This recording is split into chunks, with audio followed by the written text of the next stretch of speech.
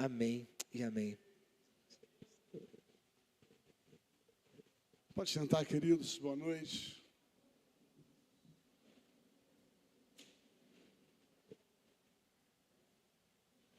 Que bom estar com vocês e, de uma maneira especial, poder ministrar o início dessa conferência.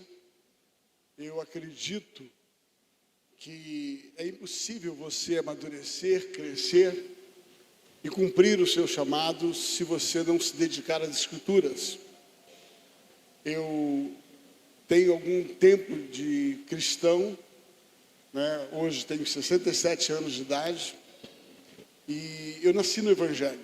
Eu nasci na igreja, minha mãe era cristã, e eu venho servindo ao Senhor desde muito cedo. Hoje quero inserir na palavra um pouco do meu chamado ministerial, para até honrar aquilo que a palavra, que é a proposta desse encontro, dessa conferência, que é o ID. E ao longo da minha vida, uma das coisas que eu aprendi é que se eu não acredito no meu chamado, eu não invisto nele. Posso ouvir isso? Diga assim: quem acredita, investe. De novo, quem acredita, investe. Sabe, queridos, tem muita gente que quer chegar aonde você chegou, mas não quer passar pelo caminho que você passou. Eu vou repetir. Tem muita gente que quer chegar onde você chegou, mas não quer passar por onde você passou, né? Os caminhos por onde a gente passa para chegar onde nós estamos, nem sempre são tão bonitos. Eu costumo dizer, quem olha hoje a nossa vida, talvez de outras pessoas que você tem uma grande admiração, conheça, você, puxa vida, eu queria tanto ser uma pessoa como ela. Andou por tantos lugares. Eu não vim aqui fazer propaganda de por onde eu andei, quantos eu fiz, mas eu quero dizer para você que eu já andei bastante lugares.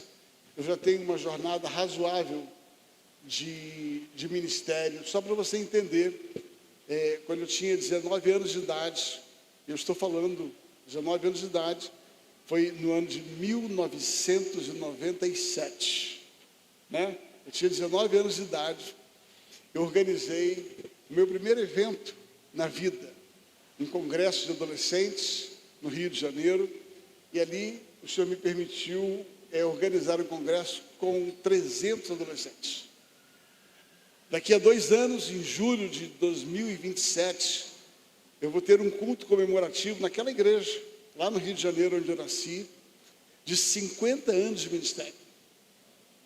Deixa eu fazer uma pergunta: quem aqui tem menos de 50 anos? Levanta a mão. Quem aqui tem menos de 50 anos? Tá bom. Então, antes de você nascer, eu já trabalhava no ministério.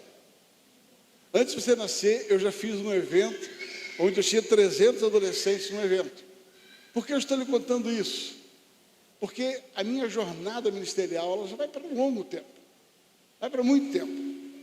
E eu tenho descoberto que não é o tempo que você gasta ou tem de ministério, mas o quanto você está disposto a ser obediente no tempo que Deus te deu.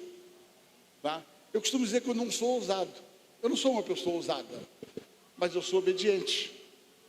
Eu descobri que aonde a minha ousadia não me leva, a minha obediência me conduz.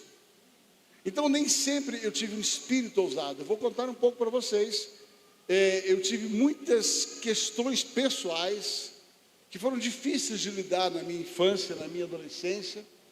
Isso acabou me trazendo uma pessoa muito comedida. Eu sou uma pessoa muito sistemática, eu sou muito reservado no sentido de conservador. Eu não tomo decisões radicais. Eu sou aquela pessoa que põe gasolina no mesmo posto. Pior, eu gosto de usar a mesma bomba de gasolina do posto. Então, eu gosto de rotina. Eu gosto de acordar na hora certa. Eu gosto de fazer a minha devocional quando eu começo. Eu gosto de ter horário para dormir. Eu gosto de ter rotina. Eu gosto de ter reuniões. Eu sou uma pessoa, embora seja uma pessoa espontânea, eu sou uma pessoa razoavelmente sistemática. Tá? Isso me fez entender que o ministério depende de uma série de coisas, uma série de fatores que abordam a nossa convivência. E talvez uma das coisas mais impressionantes que eu gostaria de passar para você nesta noite, que o ministério ele começa com um chamado. Ele começa com a convocação de Deus. A unção de Deus, o chamado de Deus, abre portas para você. Repete comigo, a unção, o chamado, abre portas. Mas o que eu faço com o chamado, mantém a porta aberta. Vou repetir. Tem muita gente que entra pela porta do chamado, entra pela porta da unção, porque a unção vai abrir portas. O chamado vai abrir portas. Mas se manter neste lugar e continuar neste lugar vai depender da resposta que você dá ao chamado. Aquilo que você faz durante o período que você está exercendo o seu chamado. Goste mais da vida de Esther. A Bíblia diz que Esther, ela era favorecida. A palavra favorecida significa que Esther, ela tinha o favor de Deus sobre a vida dela. O favor abre portas. Mas foi como ela se comportou no palácio, foi a forma como ela lidou com o favor, que manteve a porta aberta. Então, queridos, você que está começando uma jornada ministerial, principalmente você que está buscando mais conhecimento através do carisma, sabe? Você vai perceber que a unção vai abrir portas, mas o estudo, a constância, a busca, a intimidade vão manter a porta aberta. Tem muita gente que quer chegar a lugares extraordinários, mas não querem pagar o preço para chegar nesses lugares. Então, meu desafio para você é que você entre por essa porta do conhecimento, entre por essa porta do chamado, mas se mantenha nela. Posso ouvir um amém? Amém. Abra sua Bíblia no Evangelho de João, capítulo número 4. A proposta desta conferência é o ID, né? A resposta que nós damos ao ID, o ID do Senhor. E eu quero, nessa noite, começar. Nós vamos pregar 2 mensagens, uma nesta noite e amanhã vamos dar continuidade àquilo que nós vamos começar nesta noite, tá? Então eu quero dividir a minha palavra em 2 momentos, a de hoje e amanhã nós vamos terminar aquilo que nós vamos começar a conversar hoje. João capítulo de número 4, a partir do verso de número 1, vai dizer assim as escrituras. Quando Jesus, eu vou ler na nova versão Almeida atualizada, a NAA, ok? Quando Jesus soube o que os fariseus tinham ouvido dizer, que ele fazia e batizava mais do que os seus discípulos, do que João, se bem que Jesus mesmo não batizava, e sim os seus discípulos, deixou a Galileia, retirando-se outra vez, deixou a Judeia, retirando-se outra vez para a Galileia. E era necessário passar pela região de Samaria. Repita comigo, de novo, vamos lá, era necessário. Olha para alguém do lado e diga assim, era necessário.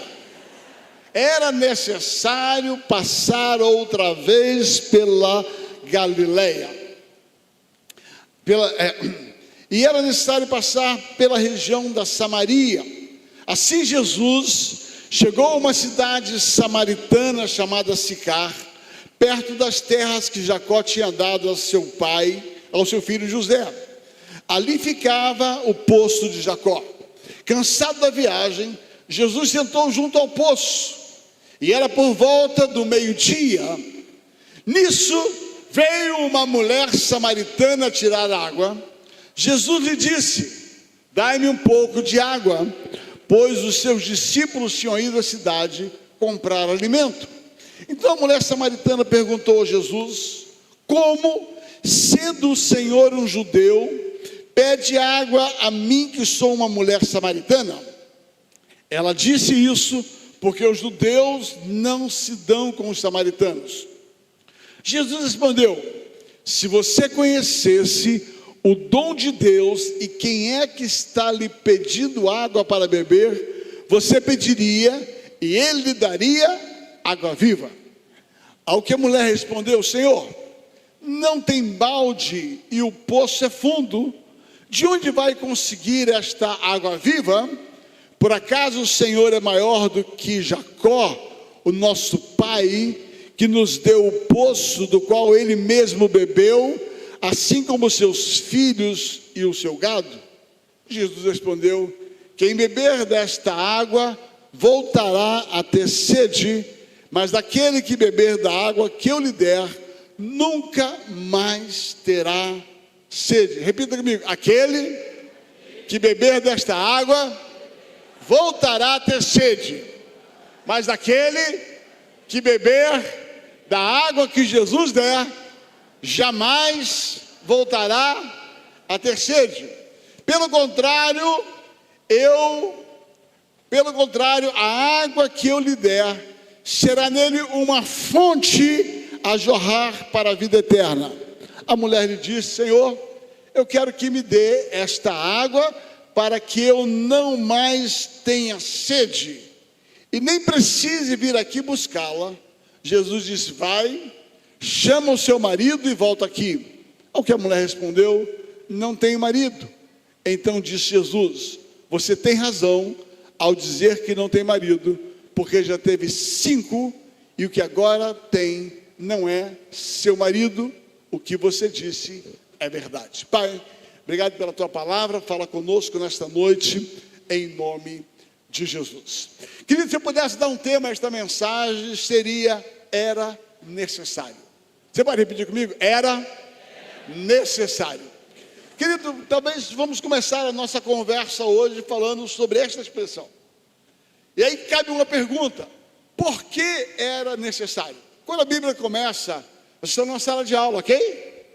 Tá, e na sala de aula eu vou ensinar vocês um pouquinho como é que se lê a Bíblia. Como é que se lê a Bíblia? Fala assim: como, pastor? Fazendo perguntas. Ouça bem, você jamais vai entender a Bíblia se você não fizer perguntas ao texto. Quando você lê um texto, era necessário passar por Samaria. Você quer conhecer o texto? Você faz uma pergunta: por que era necessário passar por Samaria? E você vai entender que aí você vai descobrir que todo o restante do texto vai responder a esta pergunta. Então aprenda a fazer perguntas quando você lê um texto. O problema do crente é que crente lê a Bíblia como se estivesse lendo um livro, como se estivesse lendo uma revista, como se estivesse vista, como se estivesse... A Bíblia é para você ruminar, perguntar. Assim que você aprende a Bíblia. Eu fui professor de seminário por muitos anos. E eu sempre dizia para os alunos: você quer conhecer a Bíblia? Pergunte. Os segredos da Bíblia é que o início de cada texto, ele vai quase sempre ser uma introdução. É como uma redação. A redação tem a introdução, o desenvolvimento e a conclusão. Isso é uma redação, né? Quem aqui já fez vestibular ou está na escola sabe. Você quer ser aprovado numa redação? Aprenda a organizar a redação. Introdução, desenvolvimento e conclusão. Sabe, eu não sou professor de português, mas eu tenho uma mulher que é professora de português. Ela é professora de didática. Então, é uma coisa, ela sempre diz assim: quando o aluno, ele vai desenvolver uma redação, e eu percebo que não tem começo, meio e fim, é enrolação. Ele não sabe o que está falando, fica enrolando. Tá? Então, o que acontece?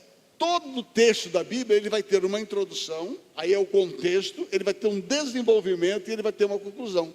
O texto que nós começamos a ler, eu não terminei de ler ele vai ter uma introdução, e a introdução era necessário passar por Samaria. E para você entender o resto do texto, você vai fazer uma pergunta: por que era necessário Jesus passar por Samaria? E aí você vai entender todo o contexto. Qual é o contexto aqui? O contexto é Jesus chegando numa cidade que ele não devia estar, passando por um caminho que ele não devia passar, para encontrar com uma pessoa que jamais ele deveria encontrar naturalmente. Esse é o texto. E a própria mulher reconhece isso na conversa. Assim: você é um judeu, eu sou uma samaritana. Eles não se dão. Você é um homem, eu sou uma mulher. Não se fala. Ainda mais uma mulher da categoria desta mulher, que já estava no 6º relacionamento.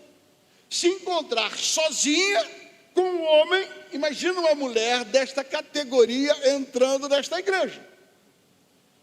Uma mulher que é conhecida nesta cidade por ter tido 6 casamentos, a viúva negra. Eu não sei quanto a você, a minha mulher ia falar assim, ó, fica de olho nela. Cuidado com essa aí. Né? Eu vou dizer para a minha casa. Né? Não estou falando de uma pessoa, estou falando de uma pessoa que já teve 6 relacionamentos. E numa cidade pequena. Deus me livre. Não quero nem pensar. Esse era o contexto. Agora Jesus vai a esse lugar encontrar sozinho com esta mulher. E começa, ele provoca um diálogo com ela. É ele que vai atrás dela, não é ela que vai atrás dele. É ele que começa a conversa com essa mulher. Imagina hoje, alguém com o celular na mão. Ó, Jesus encontrou com a fulana. Vou postar no Instagram. E é da B.O. Pode ter certeza que é da B.O. Então é Jesus indo a um lugar que os judeus não iam, uma cidade samaritana, encontrar com a mulher que um homem normal não encontraria. E ele começa a puxar uma conversa com ela. Esse é o texto. Agora, queridos, quando a gente tenta responder esta pergunta, por que era necessário passar por Samaria? Sabe por quê? Porque apesar dali ter uma mulher complicada, com uma vida difícil, Jesus via aquilo que ninguém via. Jesus via naquela mulher, primeiro, a importância do indivíduo. Eu vou repetir para você. O que Jesus entende é que Jesus, ele prega um evangelho para todos, porque o evangelho é para todo mundo, mas Jesus dá valor a uma pessoa. Eu vou repetir. O evangelho é para todos, mas ele começa com o indivíduo. A Bíblia diz, porque Deus amou o quê? O que ele amou? Vamos lá, me ajuda, gente. Deus amou de tal maneira que deu o seu Filho unigênito para que todo aquele, fala indivíduo, diga assim, a mensagem é para todos, mas o alvo é cada um. Eu vou repetir. A mensagem é abrangente. A mensagem é para todo mundo. Escrevendo aos Romanos, no capítulo 8, versículo 9, assim, porque a criação, indivíduo, aguarda com ardente expectativa a manifestação dos filhos. Ele está falando que Deus, ele quer alcançar o indivíduo. E você vai descobrir nesse texto o valor de uma pessoa para Jesus. Jesus, ele saiu da sua rota natural. E quando você vai a Israel, você vai descobrir que a cidade de Sicar não tinha nada a ver com a trajetória de Jesus. Tanto é que ele voltou outra vez para. Então é como se você estivesse andando num caminho, andasse num caminho mais longo. Então Jesus andou mais do que devia, passou por uma cidade que naturalmente um judeu não passaria, para falar com uma mulher que um homem normal não falaria, porque ali tinha uma pessoa importante para Jesus e para o Evangelho. E você vai ver o valor de uma vida para Jesus. Sabe, queridos, eu posso aqui descortinar para você, não só esta oportunidade, mas talvez umas 2 ou 3 ou 4 vezes, onde Jesus ele faz algo tão distinto por causa de uma pessoa. Mas para não me alongar muito nessa introdução, porque eu tenho coisas para falar para você, eu vou contar só uma experiência. A Bíblia diz que Jesus, experiência bíblica, ok? Que Jesus, ele trabalhou um dia inteiro, e ele ficou exausto, cansado, tão cansado que entrou no barco e dormiu. Você vai perceber que o texto que antecede a esse momento onde Jesus está dormindo cansado no barco, é um texto onde ele trabalha muito. E ele fica exausto, e ele entra no barco e dorme. Você deve conhecer o texto. Esse barco passa por uma tempestade. E a tempestade é tão pesada, mas tão pesada, que os discípulos acharam que ia morrer. E Jesus continuou dormindo, estava cansado. O barco balançava de um lado, balançava do outro. Os discípulos estavam com medo de morrer. E alguém vai lá e acorda Jesus com uma pergunta, diz: Senhor, tu não te importas que venhamos a perecer? Essa pergunta tem tudo a ver com o que eu quero falar. É claro que Jesus se importava com eles. Quando Jesus está naquele momento, Jesus se levanta daquela tempestade no meio daquele barco. A Bíblia diz que Jesus responde a pergunta dos seus discípulos com uma atitude. Você não vê Jesus respondendo com palavras. Jesus responde com atitudes. Ele se levanta e a Bíblia diz que ele dá uma ordem e acalma o mar. Em seguida, a Bíblia diz que agora, debaixo desse momento, o barco chega imediatamente do outro lado. Presta atenção. Jesus trabalhou o dia inteiro, estava cansado, enfrentou um grande maremoto, uma tempestade incrível, e chegou do outro lado. Quando ele chega do outro lado, era a cidade onde tinha um homem chamado Gadareno, era a cidade de Gadá. Ele chega na cidade de Gadá. Quando ele chega na cidade de Gadá, ele é recepcionado por um endemoniado. Olha que coisa linda, né? Olha que coisa bonita. Jesus trabalha, estava cansado, descansou, veio, mas quase morrer diante de um maremoto incrível. Agora Jesus acalma o mar, chega do outro lado e encontra um endemoniado. Se você lembra da história, Jesus vai lá, liberta esse endemoniado. E os espíritos que estavam nele entram dentro dos porcos e os porcos se jogam lá dentro. A cidade inteira fica com raiva de Jesus, quer matar Jesus. Aí o texto diz, preste atenção, que Jesus entra no barco e volta para o mesmo lugar de onde ele saiu. O que nós aprendemos com isso? É que Jesus trabalhou o dia inteiro, muito cansado, enfrentou uma grande tempestade, para chegar do outro lado, para libertar um endemoniado e voltar para o mesmo lugar de onde ele saiu. Jesus se importa com uma pessoa. Era necessário Jesus passar pela tempestade. Era necessário Jesus ir a Gadá. Sabe por quê? Porque ele tinha uma pessoa. Eu quero começar a nossa conversa nesta noite dizendo para você: você é alvo do amor de Deus.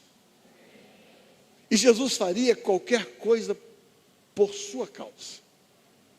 Se só existisse você na face da terra, ele viria do mesmo jeito para morrer por você. Porque eu descobri isso na minha própria vida. Aqui nesse texto que nós lemos, há uma mulher, e talvez vamos entender a vida dessa mulher. Era uma mulher que, de alguma forma, essa mulher teve algumas lutas na sua vida.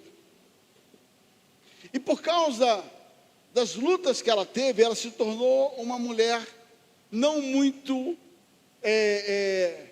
muito validada na sua cidade. Essa atitude de ter tido 6 maridos numa cidade pequena, acabou colocando um paradigma sobre a vida daquela mulher. Começou a colocar algo tipo uma mulher complicada.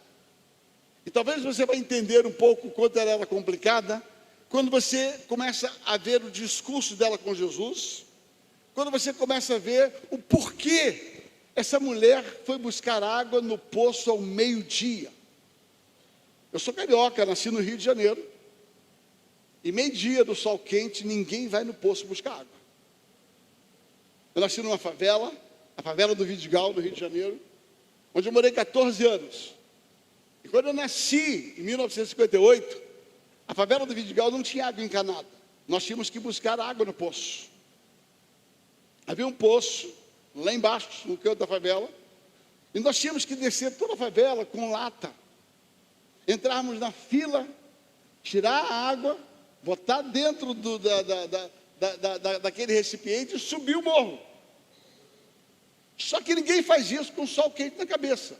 Então, água de poço se tira de manhã, ainda quando não tem muito calor, ou no final da tarde, quando o calor já diminuiu. Ninguém tira água de poço ao meio-dia em lugar nenhum. Até porque, quando você tira água pela manhã, o poço abaixa e fica mais difícil você pegar água. Então você precisa deixar o poço encher um pouco mais à tarde, para você pegar água com mais facilidade. Além do calor, também tem mais água. Por que tirar água de manhã? Porque o poço passa a noite toda voltando a ter água. Agora me pergunta, outra pergunta que você tem que fazer: por que aquela mulher foi ao meio-dia no poço, uma hora que não tinha ninguém? Porque ela tinha que estar em ambientes públicos fora de todo mundo. Porque havia um estigma em relação à vida dela. Ela não tinha valor para aquela cidade, ela não tinha valor para aquelas pessoas. A sua vida condenava ela a viver socialmente. Então ela precisava estar em lugares públicos, numa hora que ninguém estaria. E a Bíblia diz que Jesus era necessário entrar em Samaria, ir ao poço de Jacó, na cidade de Sicar, ao meio-dia. Sabe quantas pessoas iam estar no poço ao meio-dia? Só aquela mulher. E Jesus sabia disso. Então o que eu estou dizendo para você é que aquela mulher era importante para Jesus. Aquela vida era importante para Jesus.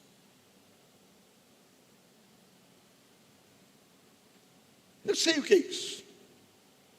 Como eu disse, eu nasci numa favela, no ano de 1958, onde tinha muita carência. Meu pai era entregador de remédio. Meu pai não tinha uma profissão, meu pai não tinha estudo, meu pai voltou do interior. E ele ganhava o dinheiro fazendo entregas de bicicleta. Era um motoboy da época. Não tinha moto, não tinha essas coisas. Ele era um motoboy de entregar farmácia. Ele entregava coisas de bicicleta. E era isso que ele tinha de salário. A minha mãe era empregada doméstica.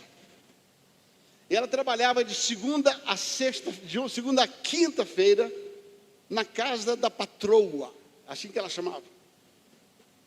Tá? Ela ia sair de casa segunda-feira, e ela ficava até quinta-feira na casa da patroa, onde ela era empregada, era faxineira, era babá, minha mãe era tudo. Meu pai tinha 3 empregos.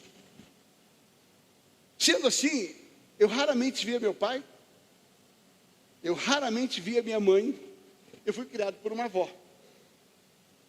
Então, queridos, além de ser uma pessoa muito pobre, eu também tive muita dificuldade com a questão da paternidade e da maternidade. Deixa eu deixar uma coisa bem clara aqui que quero registrar. Minha mãe, crente roxa, beata de igreja, não faltava um culto no domingo. Me criou nos caminhos do Senhor. A minha mãe me inspirou com a sua fé. Foi ela que me consagrou. Minha mãe trabalhou 50 anos, 51 anos, na mesma função na igreja.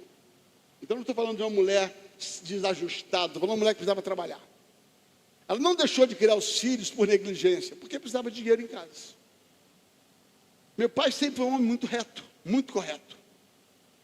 Ele só não tinha tempo, senão nós não comíamos.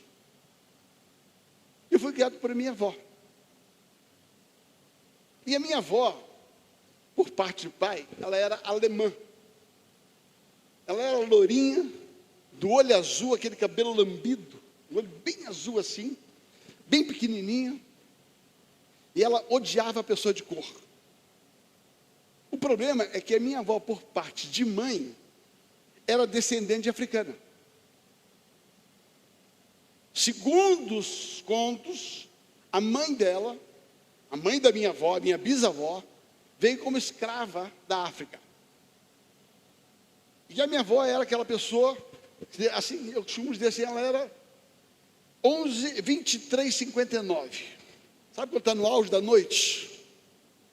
Minha avó era negra, negra, negra, negra, assim, era roxa. Era aquela pessoa com as feições muito rudes, sabe? Eu vi minha avó, não poucas vezes, pegar ferro quente para poder alisar o cabelo. Agora imagina, a minha avó por parte de pai, lourinha do olho azul. A minha avó por parte de mãe, negra, roxa, sabe, com feições muito rudes. Minha mãe em casa com meu pai, nasceu isso. Eu não sou branco, não sou preto.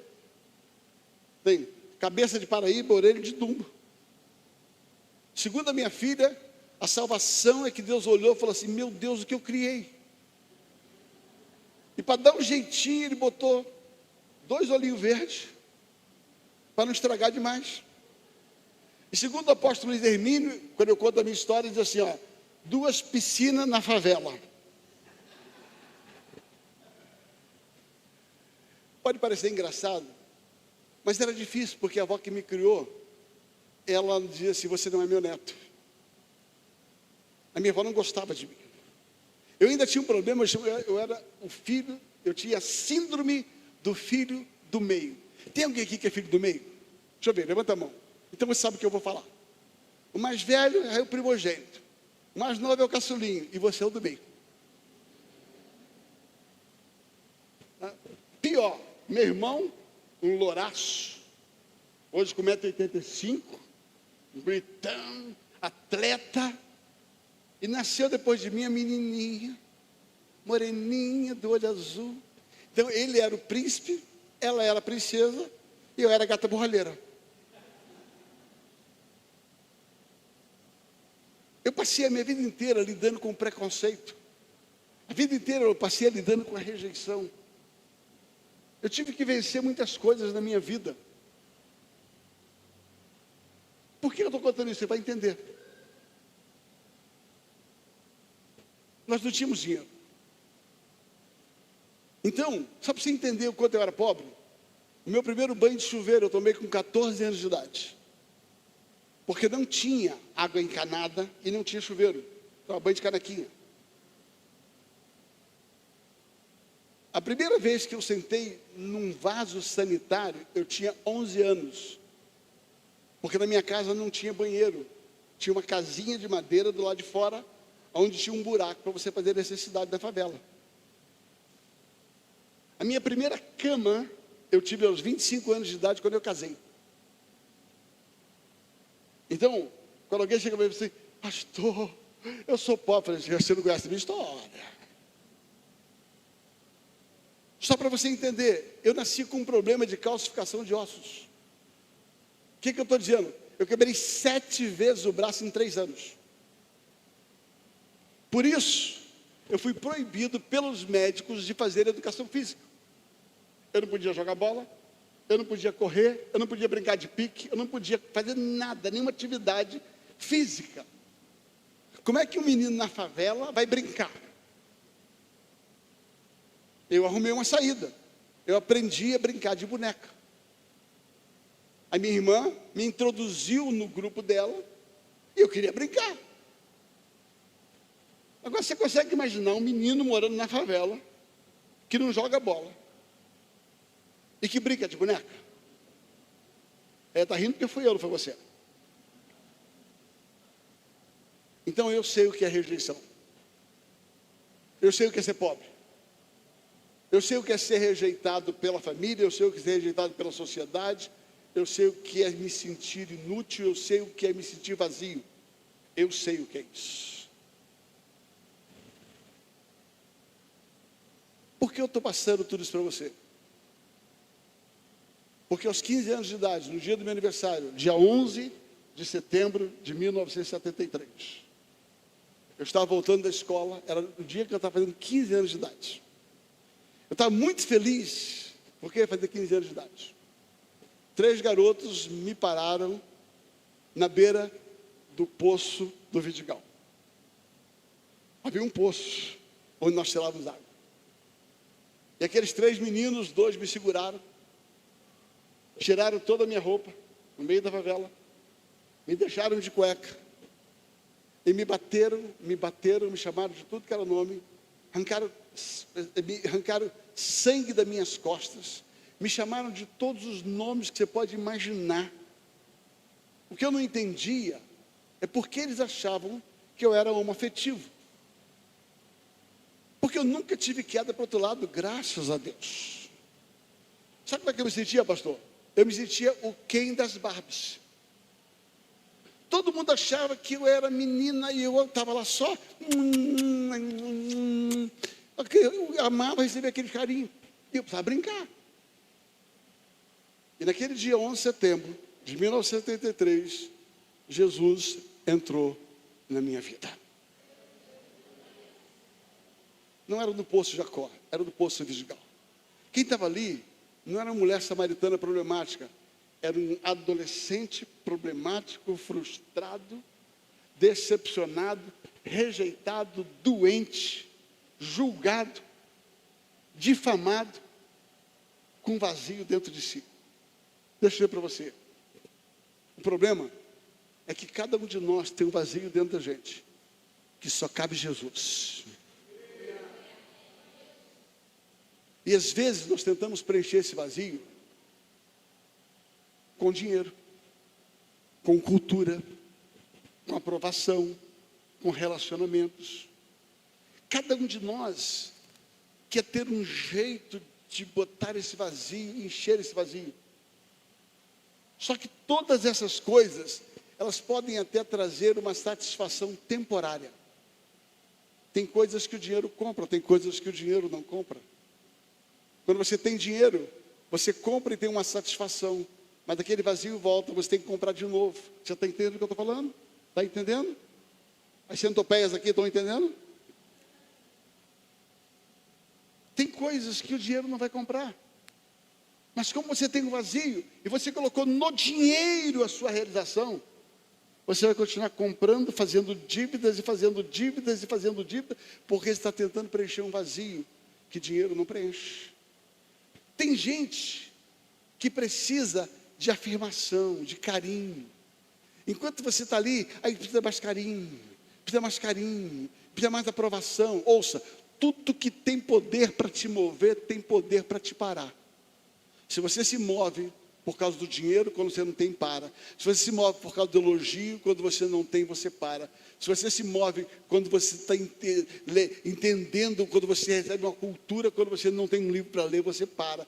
Tudo que tem poder para te mover, tem poder para te parar.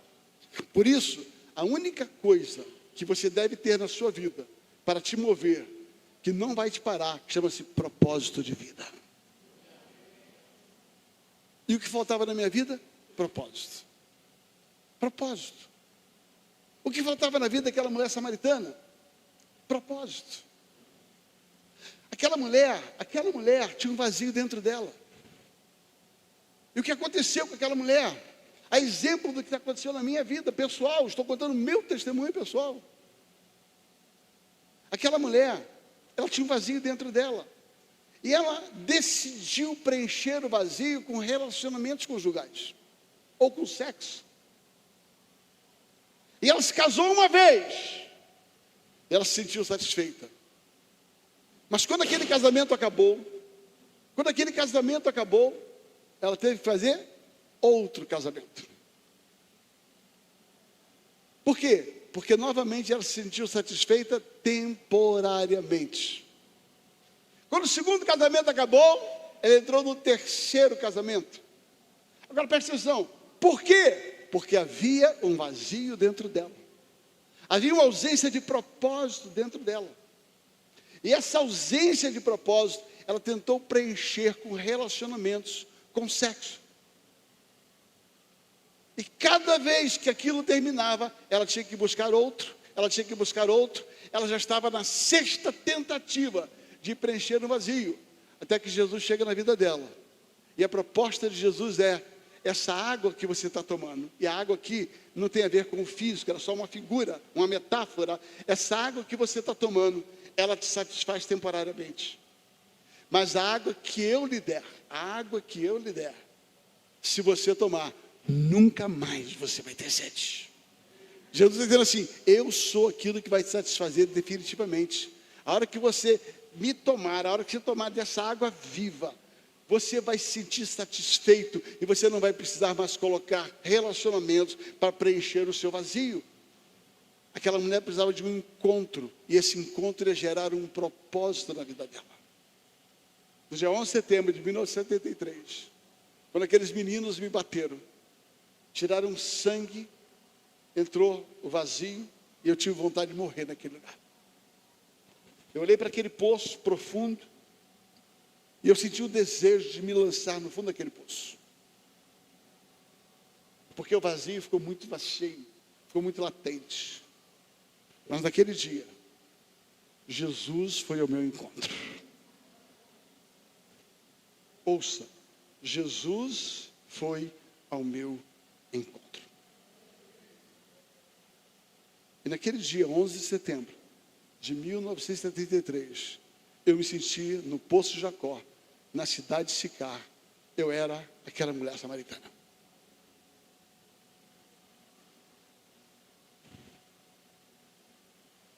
Jesus não apareceu para mim, mas a presença dele encheu aquele lugar.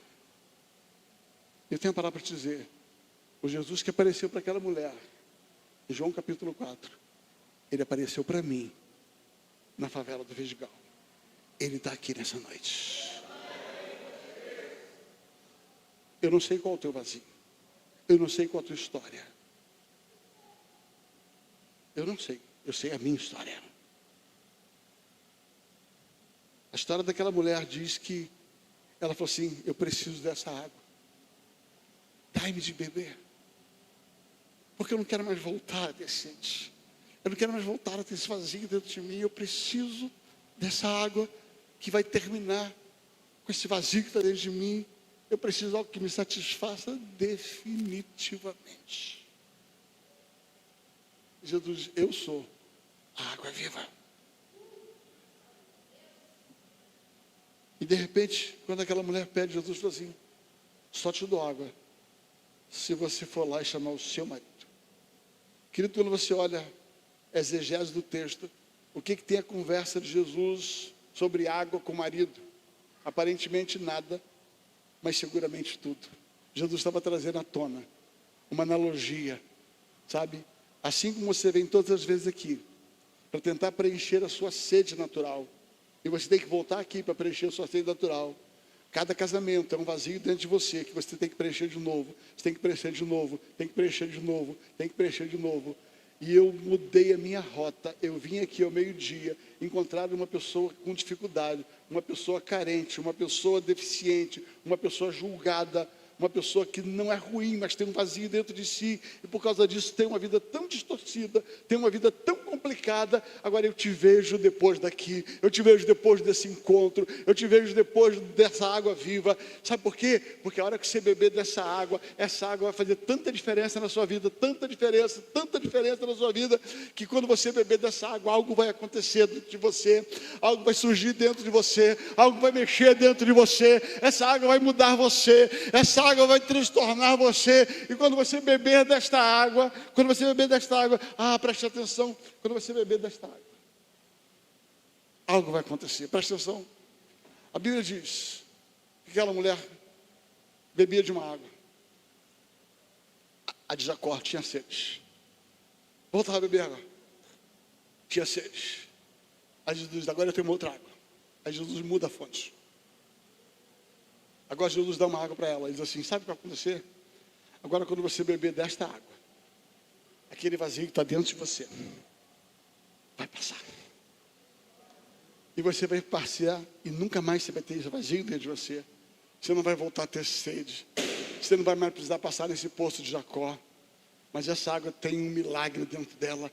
Esse milagre tem um propósito. Essa água vai trazer destino para a sua vida. Essa água vai fazer sentido na tua vida. Essa água vai transformar você. Ela vai preencher o teu vazio. Ela vai te curar. Ela vai te curar. E esse vazio, essa tristeza vai acabar. Mas tem algo mais. Você vai entender por que eu estou lendo esse texto. Dentro dessa proposta, Jesus disse: quando você beber da água, essa água vai entrar dentro de você. E quando ela chegar no seu interior, ela vai fazer uma evolução. Ela vai fazer uma grande revolução dentro de você. E vai ser tão incômodo que você vai precisar botar para fora. Jesus, do seu interior, depois que você beber dessa água, vai fluir um rio. Do seu interior vai sair algo. E a partir daquilo que sair, algo vai acontecer a partir de você.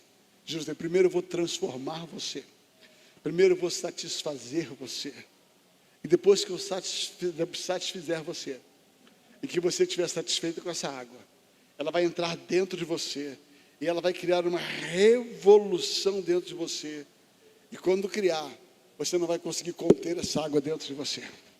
Essa água vai começar a mexer com você. Vai começar a mexer com você. E aí quando você beber dessa água, do seu interior,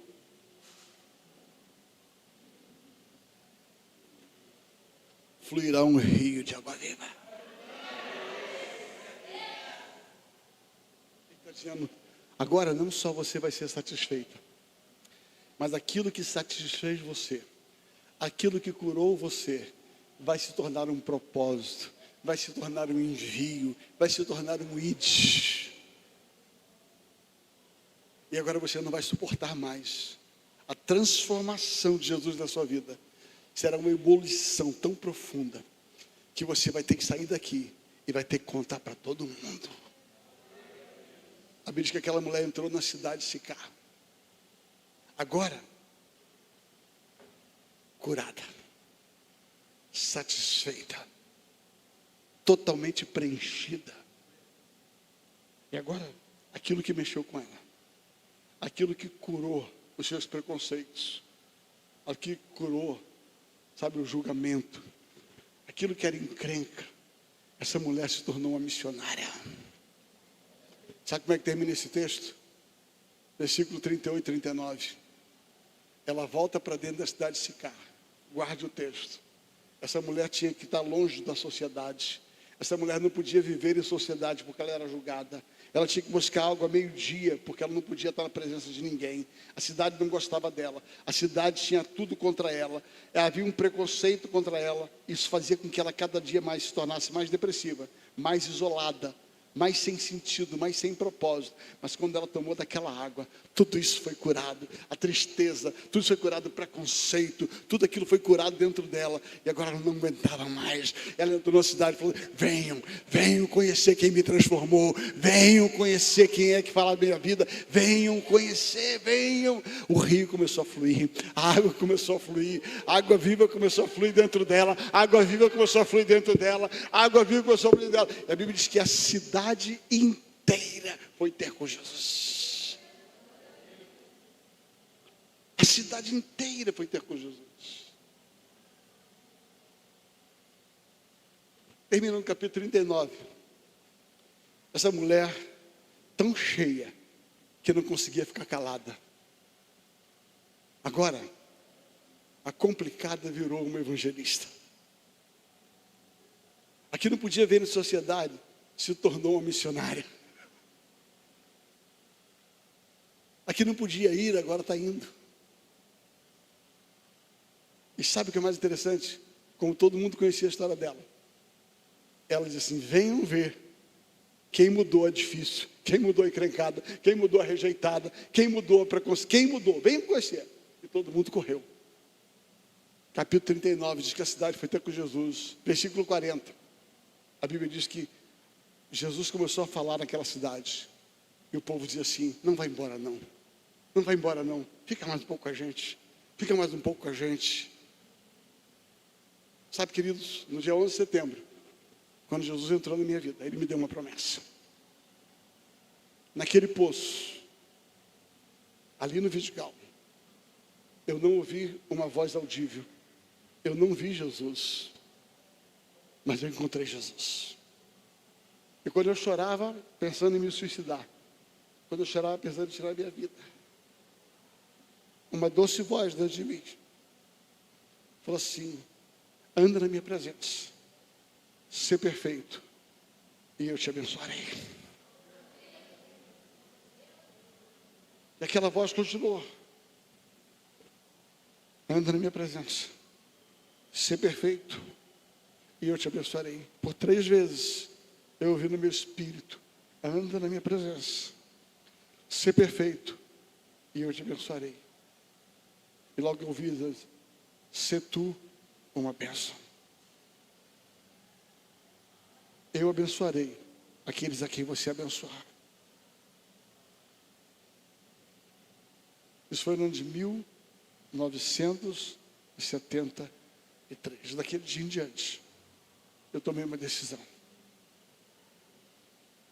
Porque Jesus entrou e preencheu o meu vazio. Agora não era mais a minha mãe, não era mais o meu pai, não era a rejeição da sociedade, não era a rejeição da doença, não era o que as pessoas falavam de mim. Agora havia nascido um propósito dentro de mim. Agora eu estava debaixo de uma missão, eu estava debaixo de uma comissão, pastor. E eu fiz um voto naquele lugar. Eu falei: Senhor, se em paz eu for, se em paz eu voltar, eu te seguirei todos os dias da minha vida. Deixa eu falar para você, sabe o que eu estou fazendo aqui? Sabe o que eu estou fazendo aqui dia 8 de novembro de 2025? Cumprindo o meu voto do dia 11 de setembro de 1973. Agora eu vou dizer para você, eu já andei 42 países. Eu já preguei nas maiores conferências dessa nação. Eu não escolho onde eu vou. Eu estou em Pouso Alegre hoje. Eu vou sair daqui na sexta-feira, vou estar em Palmas, numa igreja de 3.000 pessoas. Vou voltar no sábado, vou para Portugal, no aniversário da Lagoinha, Lisboa, do pastor João. Estou inaugurando um lugar de 4.000 pessoas em Lisboa. Estou indo pregar no aniversário da igreja. Hoje eu sou pastor de uma igreja, uma boa igreja de São Paulo. Temos 35 igrejas. Aquele menino, traumatizado, carente, vazio, teve um encontro com a água viva. E eu decidi receber o meu. Eu estou aqui só dando uma resposta a um Jesus que preencheu o meu vazio. Eu quero começar a minha palavra de hoje, vou terminar amanhã, dizendo para você: esse Jesus está aqui à sua disposição. Jesus não ficou lá naquele poço de Sicar há 2.000 anos atrás. Jesus não ficou lá no poço do Vidigal em 1983. Jesus está aqui na Lagoinha, Pouso Alegre, essa noite. Agora a resposta que você vai dar à presença de Jesus, a resposta ao ID, a resposta ao propósito, vai determinar o seu futuro. Eu queria que você ficasse em pé.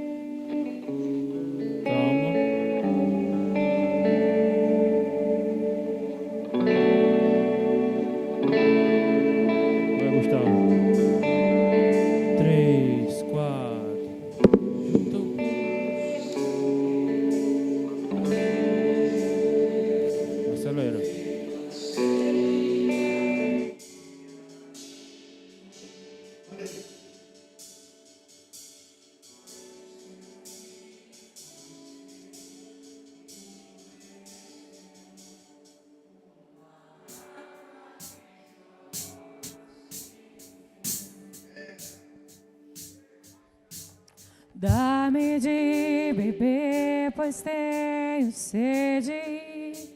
Não quero mais buscar em outras fontes. Não precisarei aqui voltar pra minha sede saciar. Uma vez que eu já ouvi teu falar, tu és por quem a minha alma esperou. a fonte da vida que me encontrou. És o dom de Deus, o Messias, o meu Salvador.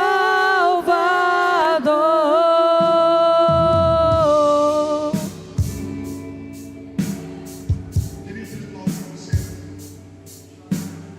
hoje nós vamos falar sobre o seguinte tema: você tem um coração responsivo? Que tipo de resposta você dá quando você tem um encontro com o teu propósito? Entretanto, eu não queria terminar essa noite sem orar, sem deixar com você um desafio. Eu não sei a sua vida, a sua história, eu sei a minha.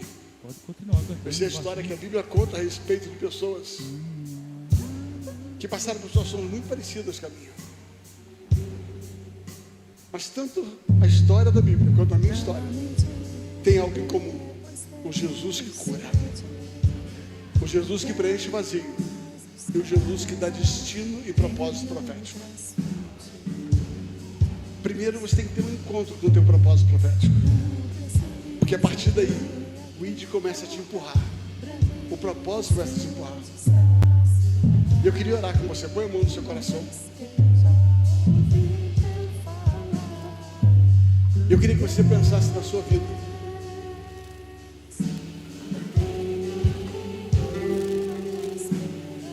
Talvez você, como eu, precise de um encontro nessa noite, como aquela mulher, cada um na sua área. Eu não estou te julgando, eu só estou dizendo que dentro de você é um vazio e só Jesus pode preencher. Mas eu tenho Jesus, eu também tinha, eu nasci da igreja. Só que é um vazio muito mais profundo. Não é um vazio de encontrar Jesus, é um vazio de encontrar o propósito. É um vazio de ser preenchido plenamente por um encontro diferenciado. Ele está falando. Queridos,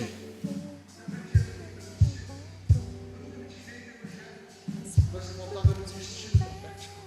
O que faltava era um ídolo, o que faltava era um envio, o que faltava era um propósito de vida. E nessa noite eu creio que mais do que um encontro com a pessoa de Jesus, existe algo nessa noite, nessa conferência, que é o encontro com o teu propósito profético da tua existência. Quando Deus deu o ID tem a ver com uma resposta que você dá a um chamado. Não é só ter Jesus como Salvador, é ter Ele como Senhor. Pai, eu quero colocar a vida de cada um nessa noite. Eu quero declarar que seja uma noite do encontro com o propósito profético da existência de cada um. Como naquele dia o Senhor me encontrou, como naquele dia o Senhor encontrou aquela mulher, hoje o Senhor está aqui nesse lugar. E eu declaro que Ele está aqui para te encontrar e para mudar a tua história e o propósito profético da tua existência, em nome de Jesus. Amém. Até amanhã, gente. Porque a minha alma esperou.